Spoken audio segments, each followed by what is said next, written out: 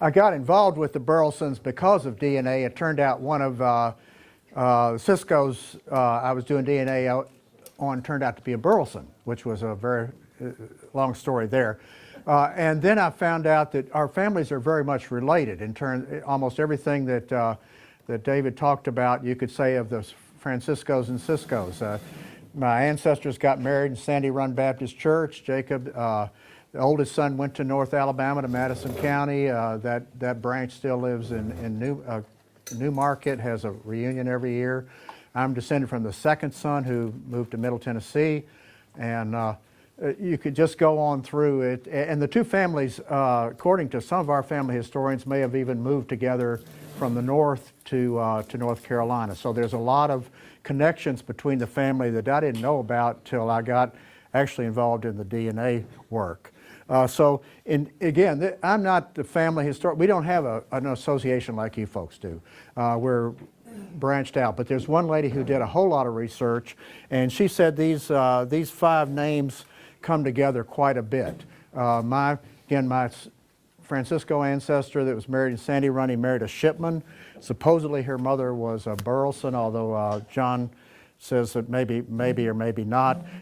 There was Gage's adulteries in there. Found out that the lady who was doing all the Francisco research, it turned out that her ancestor was a Gage, not a Francisco. So there was a lot of either adultery or adoption or things among the families. They traveled together.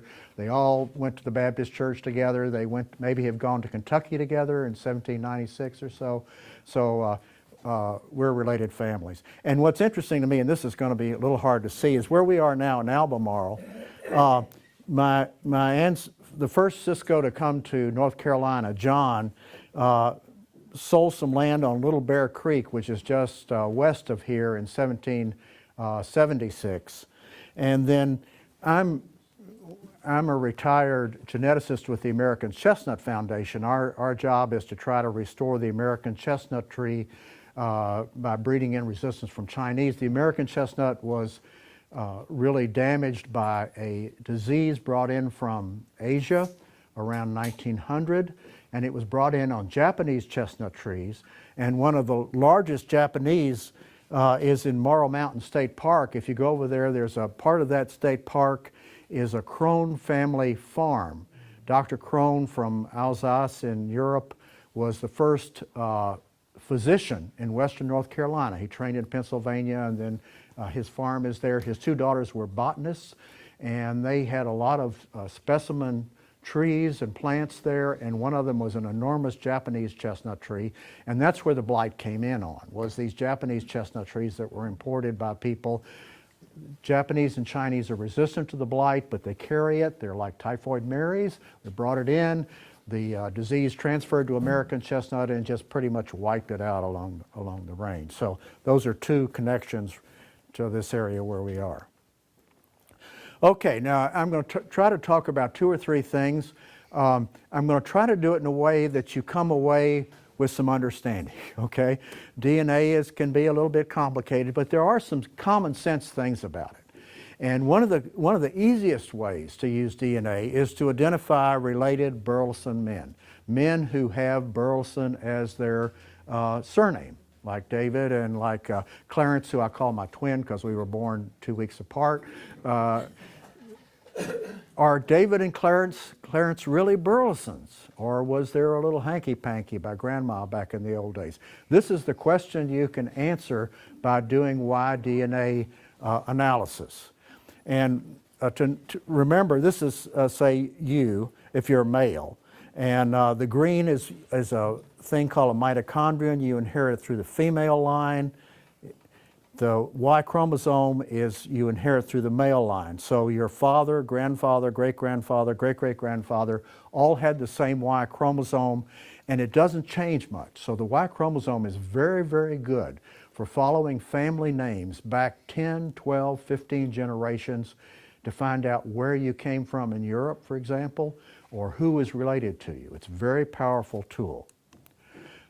Remember, again, there's 23 pair of chromosomes in humans. Most of them are just alike. You get one from your dad, one from your mom.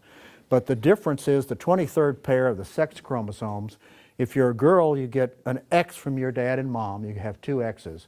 But if you're a guy, you get an X from your mom and a Y from your dad, and that Y is what makes you a boy.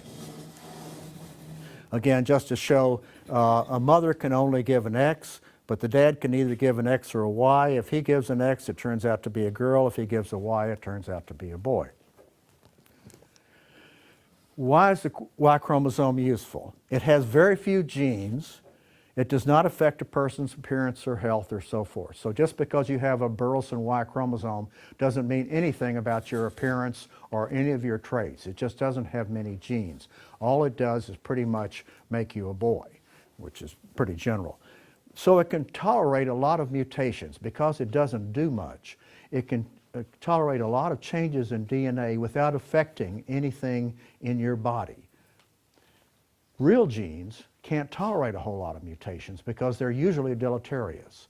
So in the other chromosomes, mutations will often lead to miscarriages or something like that because they're deleterious. But in the Y chromosome, it doesn't matter. So Y chromosomes are highly variable, and that makes it easy to trace, say, a Burleson versus a Francisco because of that variation in the Y chromosomes, which they can tolerate because it doesn't do much. Okay? As women know, men don't do much.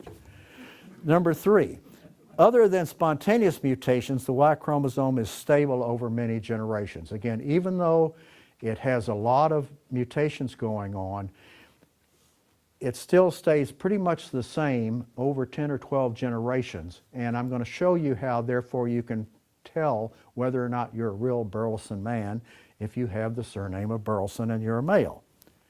So if two men have very similar Y chromosomes, they are almost certainly descended from a common male ancestor through the male lineage. And in our culture, that surnames come through the male line. The way we test the Y chromosome is with a DNA phenomenon called simple or short tandem repeats. And what this in DNA is made up of 4 chemicals, which are labeled A, G, T, and C. It's just a string of these chemicals. And those chemicals provide a code which then makes protein, which makes us.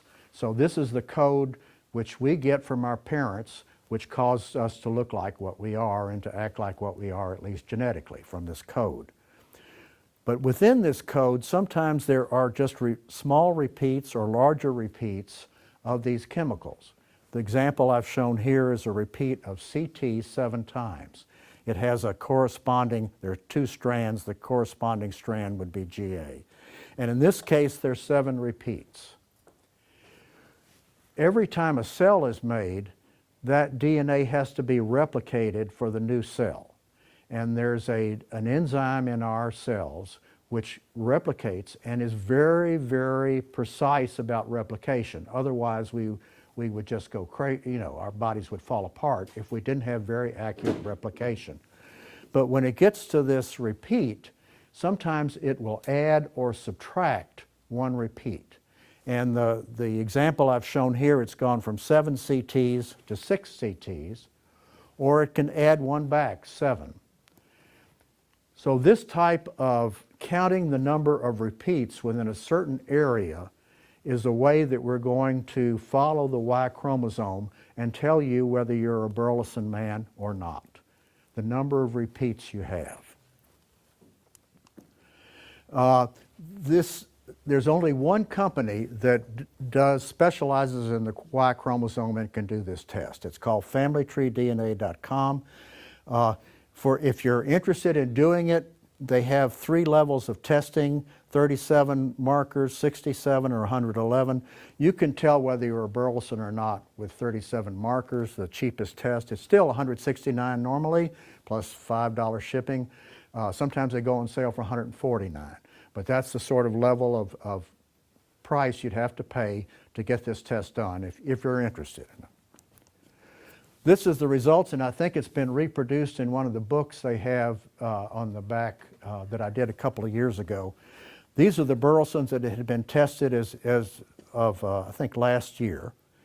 And what you've got here, each column represents 1 part of that Y chromosome that has a repeat. And the numbers in that column tell you how many repeats of whatever it is repeated, how many repeats there are. So for example, in this marker, all Burleson men tested so far have 13 repeats. For this marker, they all have 22 repeats. For this marker, they all have 14. For this, they all have 10. Now here's one case where one fellow, and in fact, this is the Francisco who was tested, turned out to be a Burleson. He has 15 repeats instead of 14. Don asked me about this a minute ago. That's no big deal. You expect for these little go up or down one number or not over generations, and might even between a father and a son, just by accident to add one. So this one number difference is no big deal, and it might go back to 14 in the next generation. Here's another case. Stanley Ray has 14 here. He's too different from 12, but again, that's no big deal. These things can change over generations, a couple of generations. You could have 2 changes. And over here in this column is Samuel Evans. I think that's who it is. No, this is Donald. Oh, Donald was asking me about this. He's 16 instead of 15 for this. Again, no big deal. What you look for is over a total of 37 markers, and I've only shown you a small subset here, what there's 4, 5, 6, 7, 8, 9, 10, 11. I've only shown you 12 of the 37 markers just to make it simple. But if you match over 37, say 35 of 37, you can be pretty darn sure you're a Burleson. If you don't match over that, you can be pretty darn sure you're not. The case we had in just recently, Jim, where are you? Okay, there's Jim Burleson. Jim contacted me a while back. He had his family story that it was your great-grandmother that might have been, pardon? 6 children from 6 different guys. Okay, she got around. And the idea was that his particular ancestor, the father was a Howell. So I suggested to Jim, well, let's do a Y DNA test and see if you match Howells. Well, he didn't. He matched Glasscocks. So then the question was, how did we get from Burleson to Howell to Glasscock? And luckily, Paul Denson, who's a really good person here, helped him. And just, again, relate what happened, Jim. My lead match I did the 67, and I had a 67 out of 67 match, the late Tommy Glasscock, who had lots of Burleson relatives too. And of the 67s, we were able to determine the farm that the woman above, my great-grandfather, she lived in a farm in Cleveland County. The 2 adjacent farms were owned by Glasscocks. One of them sired a child with Thomas Howell's wife. So that the Howell that's above my great-grandfather was actually male-to-male DNA, a Glasscock. So it's going from me to 1613, same line. So he was able to trace 2 non-paternal events, they're called, from Burleson to Howell to Glasscock. But then with the DNA, it shows it's pretty much, he's related to a lot of Glasscocks. So that's his, yeah. What is the big Y test? Is that the one with all 100 markers? It's a lot more than that. I'm going to go, that'll be toward the end of this, okay? The big Y, all right? And one other quick one. Will the standard Y DNA tell you who's your relative, or it's just you? No, that's a good question, Donald. Because these are so variable, you cannot tell from the number of differences how closely you are related. It's a thing that people get mixed up on a lot. They'll give you a number called genetic distance, which is how many markers you differ from the other group. But unfortunately, genetic distance has nothing to do with how closely related you are, because the variation can happen so much within even a short lineage that, for example, I am a perfect match to a guy who is my 10th cousin. Okay, to a guy who's my 4th cousin, I'm a genetic distance of 4. So that just shows you how the variation here does not correspond to how closely you are related. I can tell you you're a Burleson, but I can't tell you which branch of the Burleson family, who was your ancestor by this, okay? It's there's too much variation that can happen even from one generation to another. That's a very important point. So this is not good for that type of analysis. Okay, now we're going to get to the other marker where we can start to sort out lineages. And this is called a SNP, is the word for it, single nucleotide polymorphism. It's useful for following human migration, for human evolution. It's also good for determining lineages within a family. This, instead of having a bunch of little repeats like I showed you in the last type of marker, this is only a single change where it might have been an A and it changed to a G. Otherwise, it's exactly the same. This type of mutation is very rare. By very rare, it might happen once in 100,000 or a million years, that type of rare. And once it happens, it's pretty stable. So therefore, if you match with this type of marker, you can be more certain of being closely related because the mutation is so stable versus that unstable marker. The test that Don was just mentioning that family tree DNA does for this is called the Big Y700. It is much more expensive. It's $649 normally. They go on sale again once in a while around Father's Day, and other times they'll have sales. But it's more expensive. When they do that test, they'll also do all the simple sequence ones. So a friend of mine said, you know, if you're really interested in DNA, you should just go ahead and bite the bullet and do this one, and you'll get all the repeat information as well as this kind of SNP information. But I'm going to show you now what you can get from this and whether it's worth spending $649. The concept here is the accumulation of SNPs over time. I'll show you this. Okay, now we're going to talk about evolution. I'm 74. When I went to school in Tennessee, that was against the law. But now it's not against the law, and we can talk about it. And what's been shown, you know, by DNA pretty much solid, and I'm a biologist, is that our ancestors immigrated from Africa about 60,000 years ago. And the way we can tell that is that everybody in Asia, Europe, Australia, this whole section has a single mutation which is different from the guys in Africa. And everybody here has mutation number 1. That's SNP number 1, which has been stable for 60,000 years. When you got up to here, there would be 1 plus 2. There was another mutation in addition to that mutation, so you can tell the people that were in Egypt coming over that land bridge to the Middle East had 1 plus 2. 1 is more in Eastern Africa here. Then you get to the interesting situation in the central part of Asia where there's 1 plus 2 plus 3. Now there's a mutation here in addition that's not present in Africa, but is present in every male in Europe and Asia and Australia. Then in Europe, there's 1 plus 2 plus 3 plus 4. In Asia, there's 1 plus 2 plus 3 plus 5. So here you can see the spread. Everybody here had a common ancestor from Central Asia, but one went west, one went east, and the people in Europe picked up mutation number 4. The people in Asia picked up mutation number 5. So this is the way you can follow lineages, by looking at the accumulation of those mutations. What mutations do they have in common? That shows they must have a common ancestor, and you can trace it to what part of North or Eurasia it came from.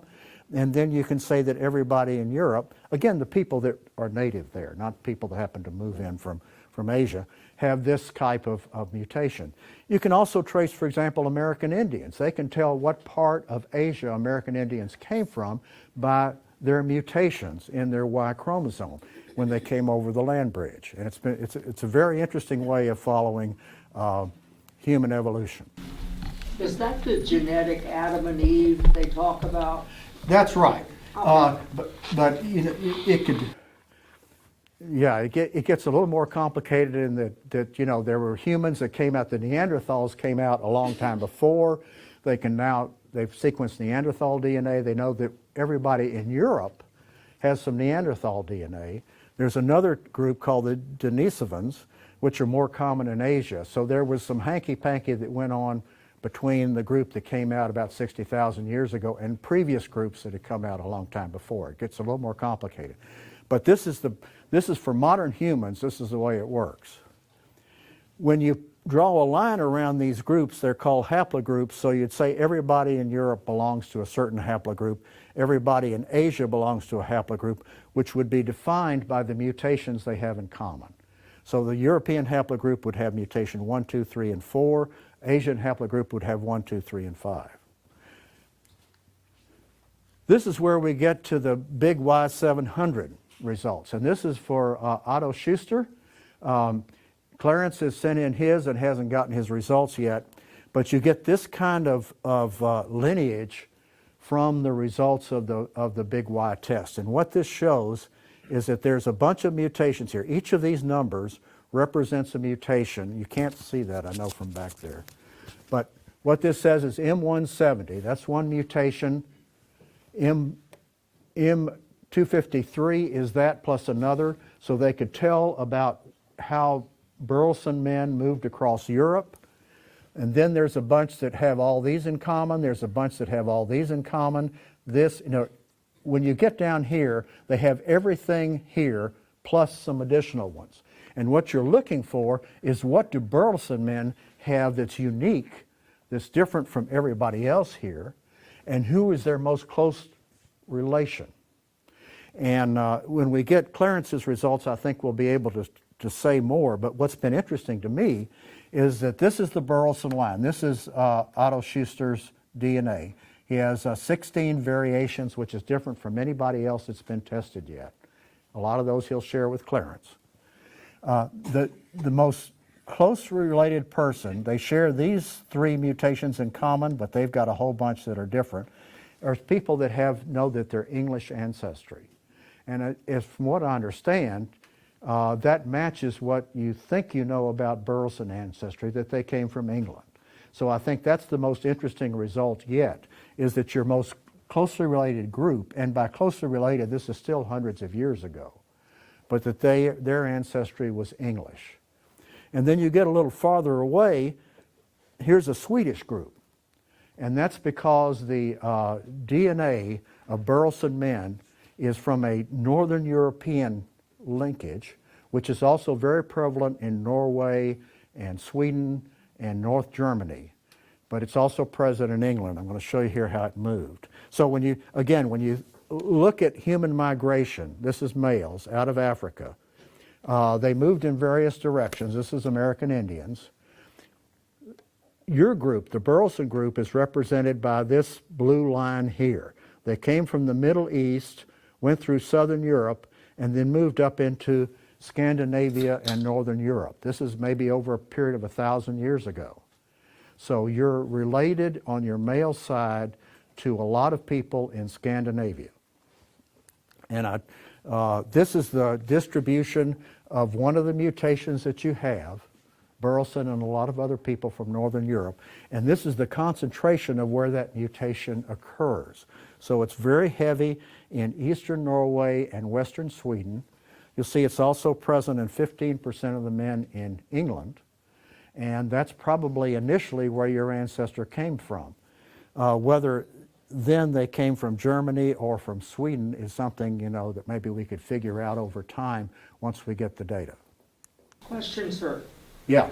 The haplogroup, if I understand this correctly, is just going father to father to father to father. Right. So I might have just a drop of Burleson blood and, 10,000 other factors in there. It doesn't really show anything more. Is that correct? Yeah, like I have the Francisco Y chromosome. But other than that Y chromosome, I don't have any DNA in common with most of my 7th or 8th or 9th cousins. Not a drop of DNA. We don't look alike. We don't think alike. The only thing we've got is that Y chromosome because we have a common male ancestor, was a French Huguenot. Is it necessary for more than one Burleson to take the big Y, or is it? I think it's been good to have two. I've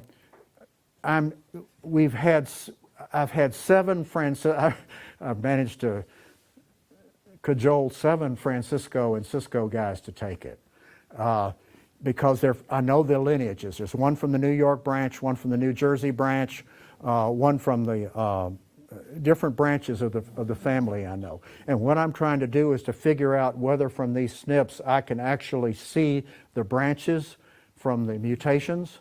If I can, then you might want to, out of your knowledge of your Burleson group, if you're interested, to say this is the branch from Aaron or this is the branch from Jonathan, and we might be able to work that out. But let me make sure I can do that for the Francisco men who I know their lineage before I ask people to spend $649, okay?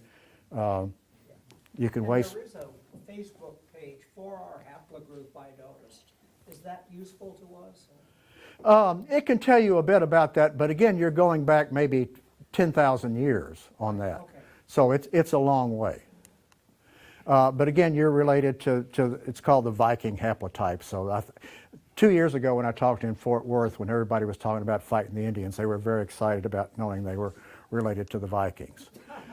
So the summary of the Y chromosome, the standard Burleson Y chromosome is fairly unique. A 37 marker test at family tree DNA is sufficient to determine whether a particular man belongs to the standard Burleson group, the group that's in North America.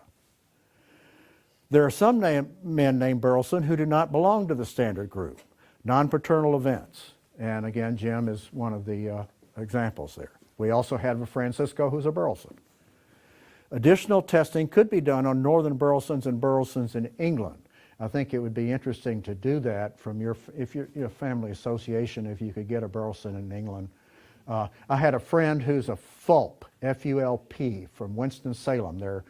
The story was they had that originally it was a V-O-L-P-P in Germany, that the name sounded the same. So they actually went to Germany, found a guy who couldn't speak a word of English. He took the DNA test, and sure enough, he had the same Y chromosome. So he knew the family story. He actually knew the guy who came over to Pennsylvania before they came to North Carolina, and they were able to figure out their family history from the Y chromosome test.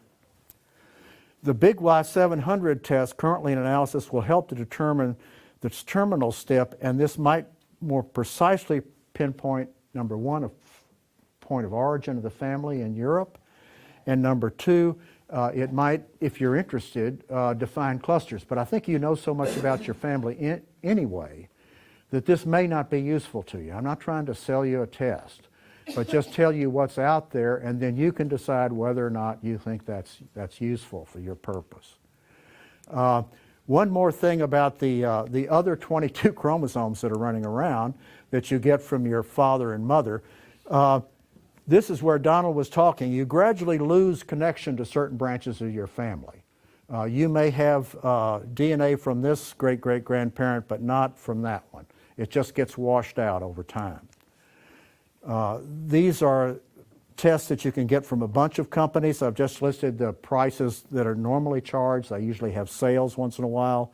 Family Tree DNA, 23andMe, Ancestry.com, MyHeritage. Two of these companies also will charge you a monthly subscription for getting more information. So you got to watch that. What that can do is show you a whole bunch of people you're related to that you haven't got a clue who they are. And the question is, how do I organize this group of cousins? One way you can do it, and I could show you maybe in a talk later or something, is to find out what's called the in common with tool. For example, here's a bunch of people that I've found are related to me through the Sisco line. These are my 4 grandparents. I know that because I know, actually, here's a Sisco, Lance Sisco. What I look at is Lance, and then I ask, who's got a DNA in common with me and Lance? If they do, they're probably from the Sisco line. In other words, if I have a particular piece of DNA Lance has that same DNA, and this person I don't know from Adam has that same piece of DNA, then we're probably related to through the Sisco line, because my 4 grandparents aren't that closely related. If your 2 grandparents were first cousins, it gets complicated, okay? But for this, it works. And then through Ancestry.com, it can show you perhaps, if they put in their DNA, exactly how you're related. And this is a woman, Glenda James, who's my 6th cousin this way. And I don't know who Glenda is, but this shows me exactly how I'm related to Glenda through a 5th great-grandfather, James Mayfield. What was interesting was I was related to Glenda 4 different ways. And this goes back to Middle Tennessee, where everybody's related to everybody, right? So she's my 6th cousin from the Mayfields. She's my 3rd cousin from my great-great-grandfather, William Walker Sisco, and his wife, from their daughter, Harriet. So, in fact, Glenda turned out to be my cousin 4 different ways. And that's going to be common when you're Stanley County, yeah. You said that the genetic Adam was around 50,000 years ago? Well, that's the one, yeah, the ancestor of most modern Europe, 50 to 60,000. So our common male Adam is Scandinavian? No, that guy, the Scandinavian branch broke off about 10,000 years ago. From, I don't have the chart in here. Thinking back, let me go back here. So there's an earlier haplogroup. Yeah, this is where you start looking. Okay, so this is 60,000, this may be 50,000, this is 40,000. Then you go down here, 25,000 in that part of Europe, then 10,000 to get up here. So you can follow those mutations, see where they are in common, and begin to get an idea about when the common ancestor of that group lived. Okay. And why are we descended from only one male? I guess I'm having trouble wrapping. I don't know why, but we are. And the fact that we all have a single mutation in common, everybody in that area, shows that we are descended from one male. Because these are so stable, it didn't happen twice. It only happened once. And all the guys here in Northern Europe are descended from a single male who had a particular mutation that passed on. Why does everybody have that mutation? Well, again, a friend of mine from northwestern Ireland, there's 1/6 of the men in northern Western Ireland have a particular type of Y chromosome, and it's thought to descend from a king who had relations with everybody, with his royal right. His sons had relations with everybody. His grandsons had relations with everybody. So that Y chromosome got around, okay? Like Genghis Khan, yeah. There are certain men who just have if they can have access to a lot of women, when you can have 13 kids from one wife, you can imagine how many you can have from 150, okay? So there are certain Y chromosomes that are very common, just because they probably trace back to one of these. So even though we had ancestors running around 60,000 years ago, we really don't understand, if I understand you correctly, what created the genetic Adam. Because people existed before that. Oh yeah, people existed before that, and this one particular person is our ancestor, and we don't know why. Okay? But it's just that that's what the DNA tells you. Thank you. Yeah. Finally, you can do a thing called DNA Painter, where you can look at all 23 of your chromosomes and see exactly what segments you got from different people. In this case, the green there is DNA segments I got from my grandfather Sisco. The sort of pinkish part here I got from my grandmother Sledge. The purple from my grandfather's Sledge, and the red from another relative. So you can begin to trace back what exactly parts you got from which relative, which can be interesting. It's a nice visual way of seeing how your DNA is organized. And that's from the Y DNA test? No, that's from the autosomal. That's from where you get everything. Except you get good information about your other 22 and the X, but it doesn't give you the precision for the Y that the family tree DNA does. What you get back from those other companies is just a mutation that happened 10,000 years ago, and that doesn't tell you much about your close relatives, right? Got it, thank you. Yeah, Hey, Paul. yeah. I recently spoke to the folks in Houston with YDNA. They asked me, have you done 23andMe and Ancestry? And I said, yeah. Are you loaded up into GEDmatch? I said, yeah. And they said, you need to load that into YDNA and you'll have a crystal clear, rosy, robust picture, but they couldn't make me understand why. What does that get you? I don't think it gives you, it will tell you some of your cousins, and again, with this chart that I showed you here a minute ago, Jim, it was something I was going to suggest you do if you hadn't heard from Paula, is to start to sort out which of your cousins are you related to on your grandfather, grandmother, maternal grandfather, grandmother's side, and can help you to sort out the type of question that you had. Yeah, we just haven't gotten that far. Yeah, yeah. I found that to be a very handy thing to do. I'm just showing you part of the thing. Yeah.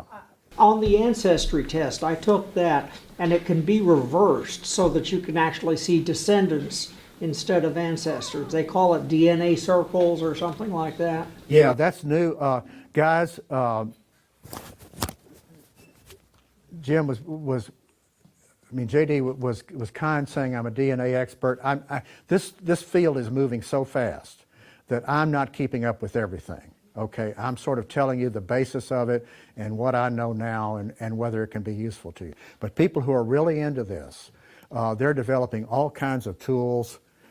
There's a limit to what you can do, though. I mean, there's only so much you can take. For Jim's question, I didn't think the DNA could take him much farther unless he could have somebody tested, who was a howl that might have been a glass cock. And even then, that wouldn't tell you exactly how it happened, except if you can trace cousins. There are women who are very desperate who have dug up graves to find out what granddaddy's DNA was, or great-granddaddy's DNA out of their bone marrow. But I don't think that's something we haven't gotten to in the Sisco family yet. Pardon? For information, especially if the male line has died out. Yeah. Yeah. Well, why is Ancestry changing? Is it because they're getting more information? Because my original, they keep sending updates, and I never had any idea that there was any French. And now they're saying I've got a certain percentage of French. Yeah, that's in fact the last thing, if I'm not running over time too much. Using DNA to determine your ethnic origins. This is what you're asking about. This comes from looking at a bunch of mutations and saying this bunch, which is represented by the red letters, is common in England. This bunch of mutations is common in Italy. So to say, oh, you're English or Italian in that part.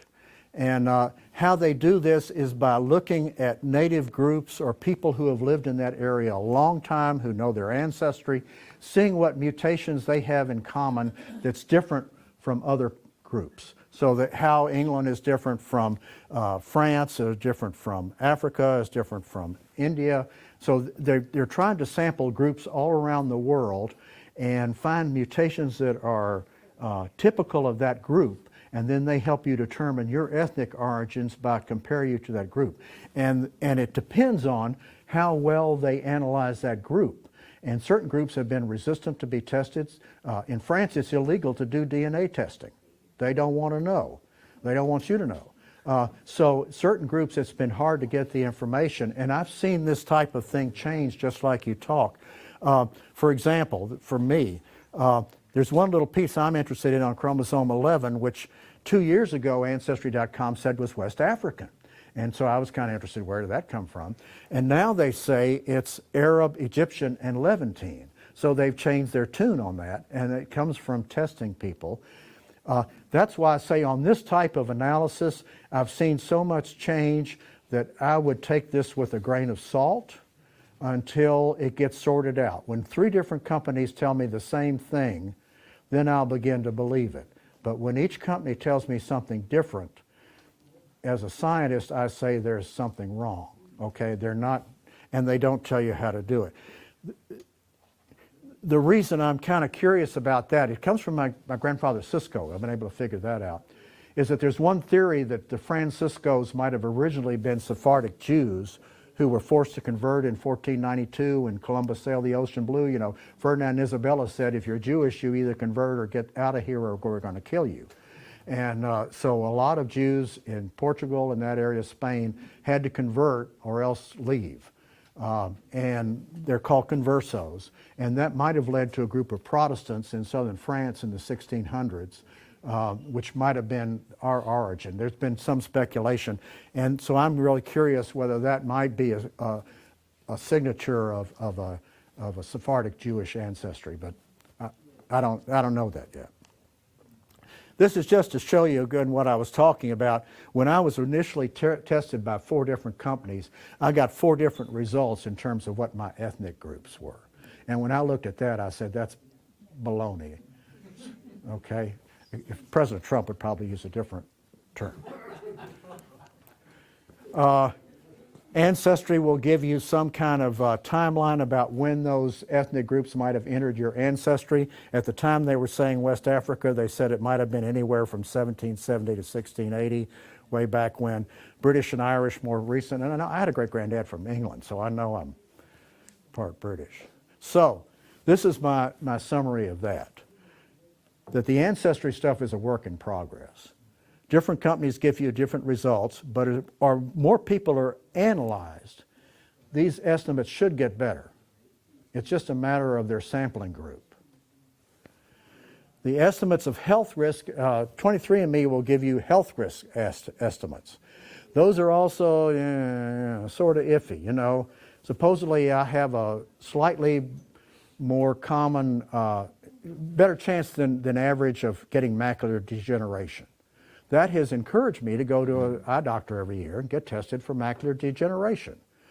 I have a slightly lower risk of getting diabetes, but that's not going to make me go out and eat every dessert on that table and saying I'm not going to get diabetes, right? It gives you a slightly chance, but most things are governed by many different genes, and you can't tell very well from these estimates whether or not you're going to get it. It's so much chance involved. Take all that stuff with a grain of salt. Except for certain genes, like, you know, for breast cancer, there are a couple of genes that women can be tested for that can tell them whether they're, you know, they have a better chance than normal of getting breast cancer, and they certainly should have a mammogram pretty often. Okay, and the final thing for DNA, you better have a thick skin, because when you start delving into your DNA, you're going to find out secrets that you didn't know. I mean, people don't like to talk about adultery, and it shows up. Adoptions or name changes. For every genetic rule, there's an exception. The one I like to give, if I'm not running, I've got a couple more minutes. The famous example we were given in human genetics. You know, in the old days, when a woman had a child and she was trying to prove who the daddy was, they would do blood types. This was before they had DNA. So this woman in a boarding house had a kid. They were trying to figure out whether the father was her dad or one of the boarders. And so they did blood types on all 3 of them. Well, it wasn't her dad. The boarder matched the blood type, but the woman didn't match the blood type. And they said this couldn't be her baby. But people who had been around when that baby was born swore that this was her baby. There was no way it couldn't be her baby. And what they found out was that she was what's called a genetic chimera, that in her development, in her mother's womb, 2 fraternal twins had fused to make a single person. And her body, other than her ovaries, was one genotype, and her ovaries were another genotype. So that's why it didn't match, that her ovaries were originally from that other twin that had fused, and she was kind of a, if you will, a genetically modified person. She was fused between 2 individuals. That's, of course, that kind of thing is a rare exception, but because it happens, just be careful. I had a terrifying experience when I had my first cousin tested, and she didn't match my uncle, her father, in 23andMe. And for a month, I was running around sweating bricks, you know, going to tell Ann that her daddy wasn't her daddy, and she loved her daddy. it turned out that 23andMe doesn't tell you close relatives unless you check a certain box. And because I had her tested by another company, and her daddy was clearly, it was 50% DNA, like it's supposed to be. It turned out she hadn't checked that box, so they wouldn't show her her closest relatives. So my sweating bricks for a month was pure baloney. So just be careful, okay? And there's a book out by a guy named Blaine Bettinger, Guide to DNA Testing. It's in its second edition. I'll give you some good information. And that's my email address. And I've really enjoyed this group, but when I first came to Fort Worth meeting, David came up and was really gracious to me, and Clarence and John and JD, and I appreciate the warmth of this family. It's wonderful. Yes? Is that there have been migrations all through human history. There's a group of Jews in southern Africa that claimed they were Jews, and the Jews didn't believe them until they did the DNA test, and they have a colon Y chromosome, which is common among Jewish people. What they have to do is just, again, go to an area, find people who can trace their ancestry just like you did back, this is again just the hundreds of years. And when they look at that, they see again what that group has in common.